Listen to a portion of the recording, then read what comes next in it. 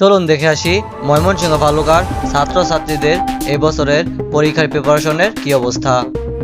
এই বিষয়টি আমার সাথে শেয়ার করবে আমার সহকারী ইকবাল। ইকবাল ইকবাল ইকবাল আপনি কি শুনতে পাচ্ছেন? ইকবাল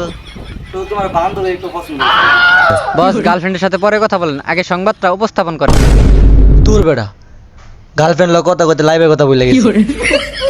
জি, এই মুহূর্তে আপনারা দেখতে পাচ্ছেন দেশে টান টান উত্তেজনার মধ্যে আমাদের পরীক্ষা। তো পরীক্ষা আগামী 24 তারিখ, কালকে। এই টান টান উত্তেজনার মধ্যে দেখতে পাচ্ছেন একটা স্কুলে ছেলে আসছে। চলেন দেখে আসি, তার সাথে আমরা কথা বলি, সে পরীক্ষার জন্য কেমন প্রস্তুতি নিয়েছে তা আমরা জানি।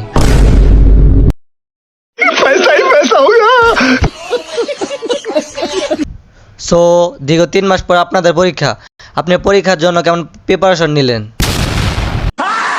পরীক্ষা কি? আলহামদুলিল্লাহ, ইতিমধ্যে আপনাদেরকে জানা যাচ্ছে যে এই ছেলে পরীক্ষা কি সেটাই ভালো করে বলতে পারে না।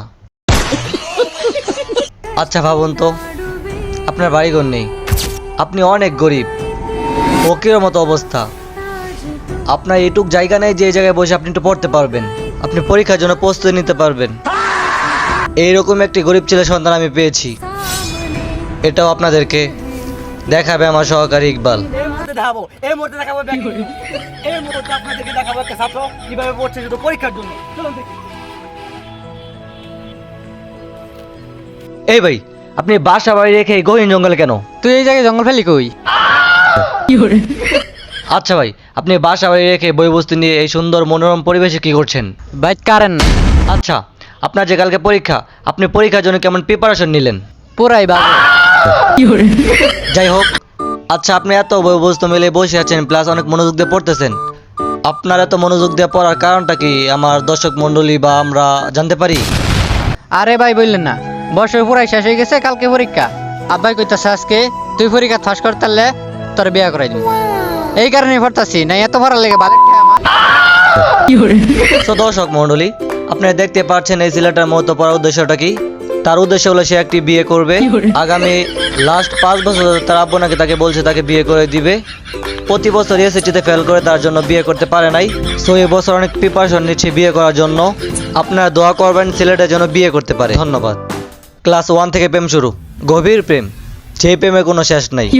এই প্রেম চলতে থাকে ক্লাস 10 পর্যন্ত। তারপর পরীক্ষার সময় হয়, মেয়ের বাবা মেয়েকে বলে যদি পরীক্ষায় ফেল করস মা, তোকে রিক্সা চালকের সাথে বিয়ে দিব।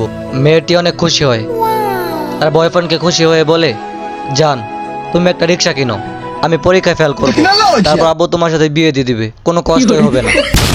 আপনি বলেন তো, পরীক্ষা দেওয়ার পরে ওখানে আপনি রিক্সা চালাচ্ছেন? ভাই আর কই না ভাই, এক লোকে ভাই শিশু শ্রেণীতে পড়তাম, প্রেম করতাম হের লোকে, একটা সেরির লোকে। পরে আপনার ওই সেরি আপনার একদিন এই যে কি এক লোকে দেওয়ার কথা, পরে সেরি আমার কইতেছে যে আব্বা আমার কইছে যে আমি যে পরীক্ষা ফেল করি তাহলে রিক্সা চালকের বিয়া দিব।